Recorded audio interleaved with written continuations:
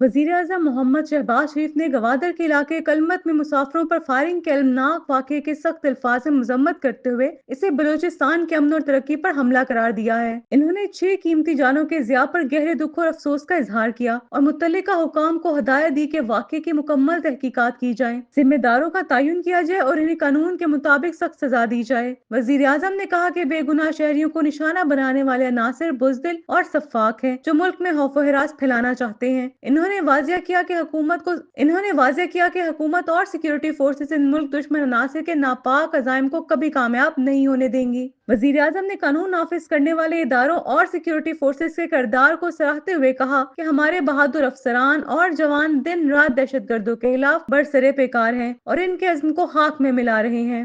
इन्होंने मजीद कहा कि पूरी कौम को अपनी सिक्योरिटी फोर्सेस पर फख्र है, जो हर मुश्किल घड़ी में मुल्क के तहफ़्फ़ुज़ के लिए मैदान में मौजूद रहती है। दूसरी जानिब सदर मुमलिकत आसिफ अली जरदारी ने भी इस बुज़दिलाना हमले की मजम्मत करते हुए कीमती जानों के नुकसान पर गहरे रंज और गम का इजहार किया। इन्होंने कहा कि दहशतगर्द कुव्वतें न सिर्फ बलूचिस्तान बल्कि मुल्क की मजमूई तरक्की की दुश्मन है और वो सूबे को खुशहाली की राह पर गामज़न नहीं देखना चाहती। सदर मुमलिकत ने वाक़े में जख्मी होने वाले अफराद की जल्द सेहत याबी की दुआ की और जाँ बहक होने वालों के दर्जात की बुलंदी और इनके अहले-खाना के लिए सब्र जमील की दुआ की। इन्होंने इस बात पर जोर दिया कि रियासती इदारे दहशतगर्दों के खिलाफ सख्त कार्रवाइयां जारी रखेंगे ताकि बलूचिस्तान समेत पूरे मुल्क में पायदार अमन कायम हो सके।